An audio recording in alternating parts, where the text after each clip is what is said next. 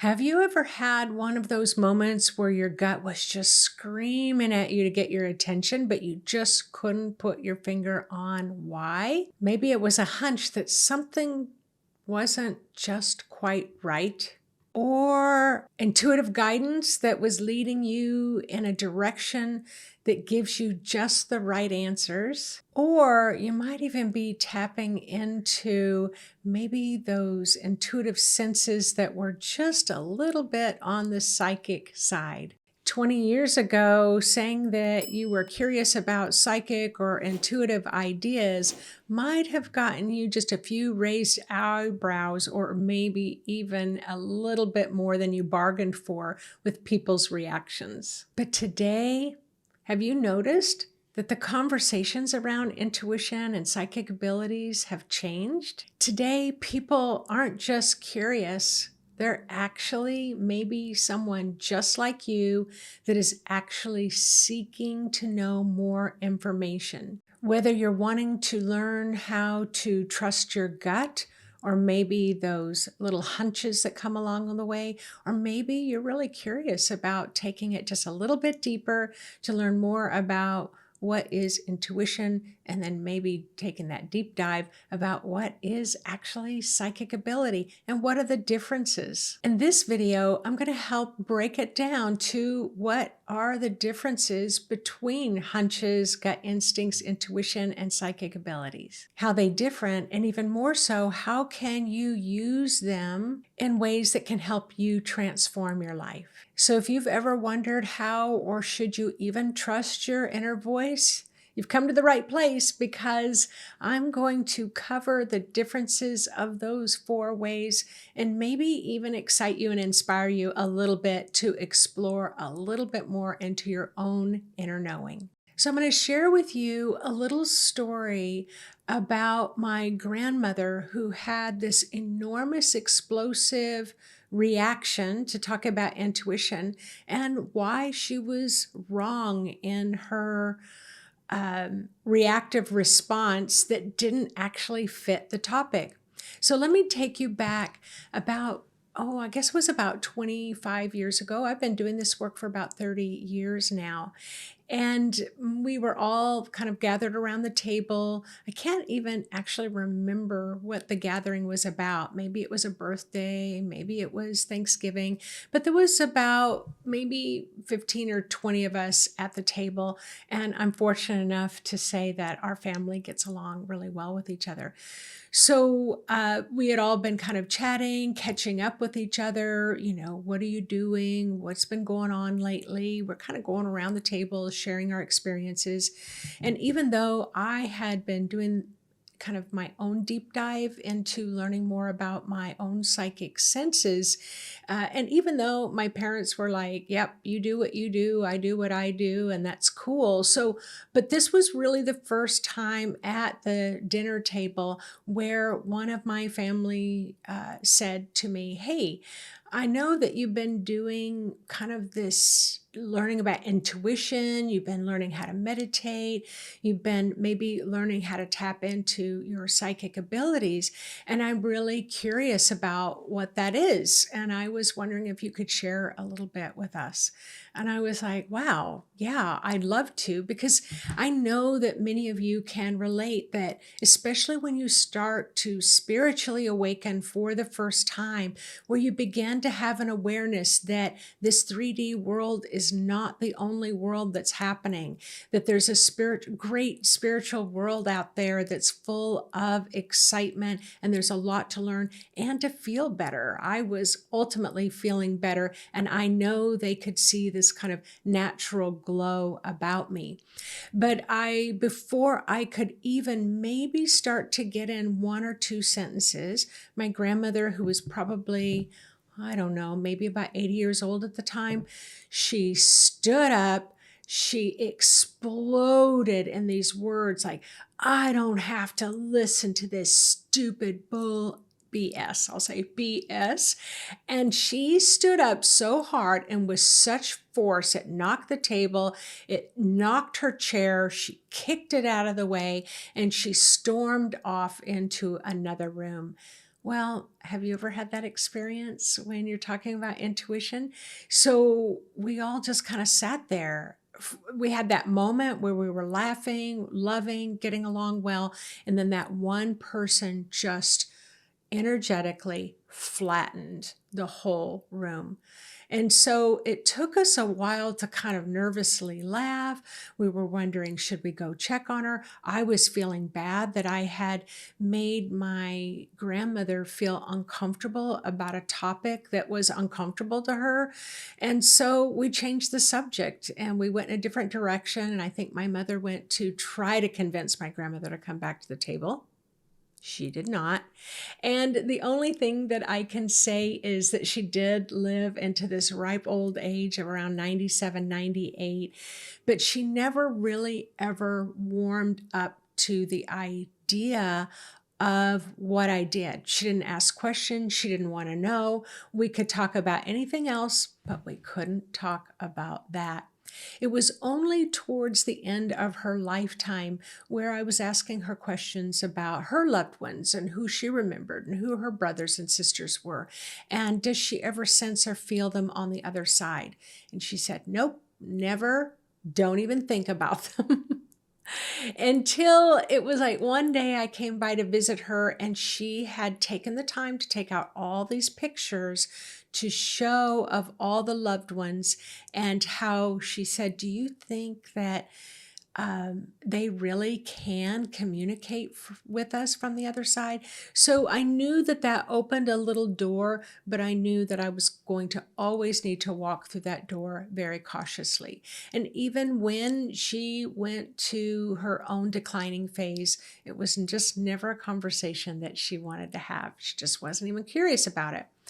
We are living in a different generation now where I remember when I watched a show on ancient aliens and I thought, wow, that's pretty interesting because they talk a lot about ancient megalithic, Neolithic periods of time and architecture. So I really love that kind of history. And I went to check and I'm like, well, that's a really cool show. When did it come on? And then I saw it had 22 seasons.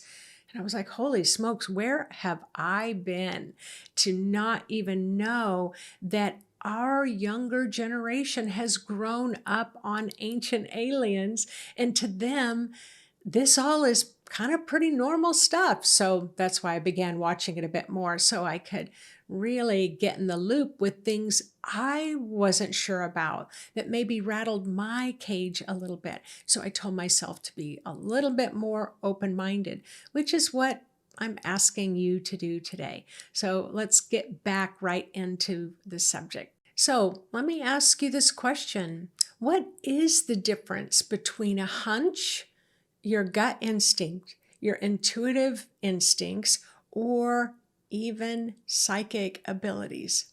Well, that's what I'm going to get right into right now. And let me break it down for you. So hunches are like little whispers from your subconsciousness, that part of your consciousness that is really often not known to you. And so, like, for example, if you're standing in an alley and you're walking down the alley and then you have this hunch that maybe something is not quite right, maybe something is off.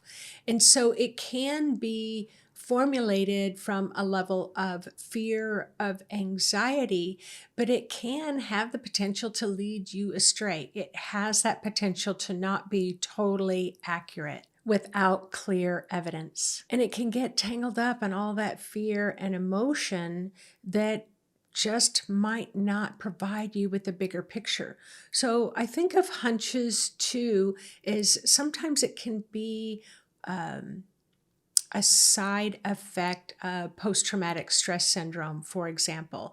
And so we know that if our veterans who have been at war, they might hear a truck backfire, and then the hunch tells them that there's danger ahead, there's danger around, there's this full body response. So they have this hunch that something's not right, But again, it can get triggered from the subconscious, and it may not have any clear and present danger in the moment, but you can have this hunch that you are in danger. You can have a full body response. That's why I say that you can have a hunch, a little warning signal, but it may not always be as accurate as your mind is wanting you to believe. Now, do you think that your gut instincts are always right? Well, you might want to think about that again. So, gut instincts are often really connected deeply to the body that can feel extremely visceral. It's connected to your solar plexus. It's connected to your power and very primal, survival driven responses, which can be very similar to PTSD. It can kick in when something feels really frightening. Those survival skills kick in, and you have those feelings like you are totally about ready to lose control, or the environment that you are in is going to feel out of control very quickly. These physical reactions often come on very quickly, very suddenly. They can be accurate, but remember, a gut instinct is still rooted in self-preservation. Ultimately, self-preservation.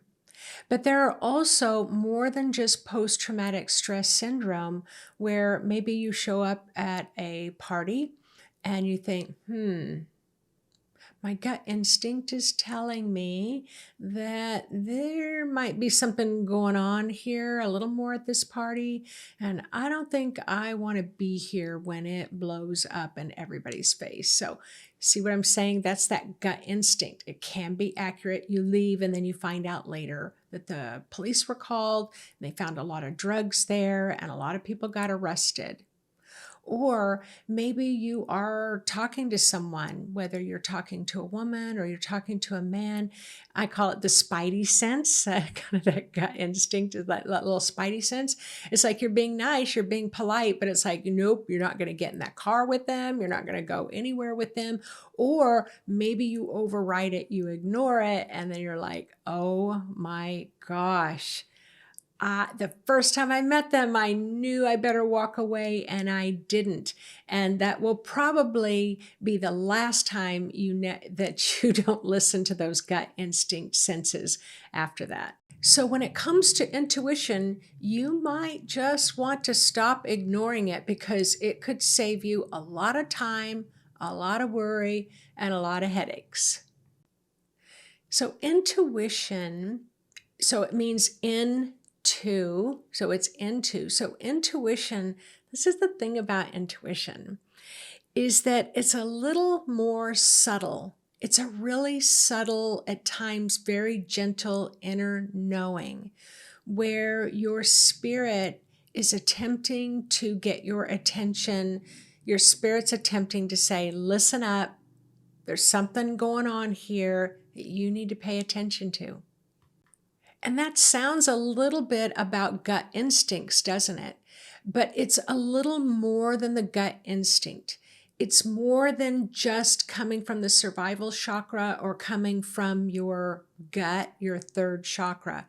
It's more kind of multidimensional, where you may have a feeling sense, or you may have a visual sense that something's off, or maybe you hear a voice that says, this is what's happening, or this is what you need to pay attention to. Or maybe it's just that light inner knowing that's kind of tugging gently, at your sleeve to say, hey, stop, center, sit, process. And so often for people who are a little more discerning, a little bit more on that kind of self-processing side, that you kind of think about what you're doing in life before you make the next step, that's often where you're going to have access a little bit more to those intuitive senses that are really a natural part of your spirit and how your spirit communicates with you. Now, psychic abilities is more than just a parlor trick.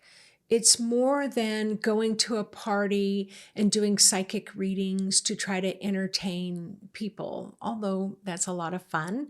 It's more than um, just kind of thinking, well, I'll use it when I'm with a group of friends and we are at a weekend workshop and we're having a lot of fun. But let's be real, I'm not going to actually apply this to my life where I would literally make a decision and follow it. That would be crazy because I'm supposed to listen to my logic, my analysis of the process, not just some kind of invisible force, invisible sign that is telling me to go a certain direction. That would just be crazy, wouldn't it? So let me just look at my notes here. What I wrote was psychic abilities go beyond your everyday senses, allowing you to perceive information that might not immediately be present to what you're dealing with. It's a soul connection, often involving clairvoyance, telepathy, and your other extrasensory perceptions, which back in my day, I'm 65, early on in my life, we always called it the sixth sense. And it's like your inner GPS. It guides you with precise detail and precise accuracy. And so this is what I'm talking about. Not everyone is going to choose to develop that next level up psychic ability. But I want to use the word psychic, and I looked up the root word for psychic. What is the historical definition of the word psychic? And I found out it's a Greek root word that means the breath of the soul. And so when you are tapping into your psychic ability, it means that you are tapping into your own soul, your own spirit, and you are allowing your soul and spirit to breathe knowledge into you, to breathe psychic accuracy into you, to breathe in that communication of what your spirit and why your spirit is attempting to get your attention. So here is where it can get interesting. So if you were to ask me if I felt like you should follow hunches or you should follow your gut instinct, and if you were to ask me if that was a good idea, my response to you would be absolutely not.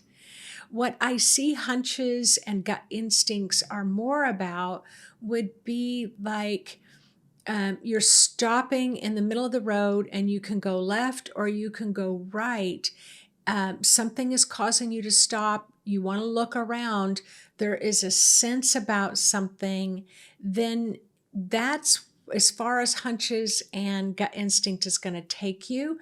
But then often what happens is you drop deeper into those intuitive senses that help guide you into the next direction. So I remember Oprah Winfrey used to do these shows all the time, and she would always bring up the fact that that was your gut instinct. That was your gut instinct. Why did you not listen to it? And I remember it was there was a woman at a hamburger shop and she was cleaning up. She was cleaning up the kitchen and the whole lobby, and she would be locking up for the night. And one of the doors had been unlocked. And anyway, there was this guy came in, said he wanted to order a hamburger, and she was like, "Yep, we're closed now. We're not doing that." So she went to kind of walk him out, but he kept talking to her. She said, "Well, he seemed really super friendly. He was super nice. We were having a good laugh about things, exchanging some jokes about things happening in the community." So she felt really kind of okay. And then something flipped in her. She had a hunch. Maybe I shouldn't be so friendly. Then she had this gut instinct. Maybe I should step back a little bit, or maybe I should just finish escorting him out the door. But she overrode those two things because A, he was handsome, B, he was nice, C, he had a great, charming personality. So she shut down those things. And at the end of the story, he did end up attacking her. She was hurt. She did get out of it. I think somebody came along and saw what was happening and intervened. But when she was sharing her story with Oprah, Oprah was like, why didn't you follow that first gut instinct? Why did you let yourself override it? So what will happen is your spirit's going to get your attention. And honestly, when you really develop your intuitive psychic senses really strongly, you would be cleaning up the hamburger shop at the night shift. You're the closer. And then you'd have this little hunch like, something feels off. And then it might get a little stronger where your gut instinct is saying, maybe you need to stop what you're doing right now and just kind of look around, give you that little extra warning signal. And then your spirit can even drop you in a little bit deeper to get your intuitive senses where it's like, did I lock that door? And so it's like you'll have a thought, a random thought, but it's actually your spirit that's bringing through, did I lock the door? Then enough for you to take action. And then once you take action, you look around and like, whoa, I left this door open. Then you can get the keys and you can lock it up. End of story.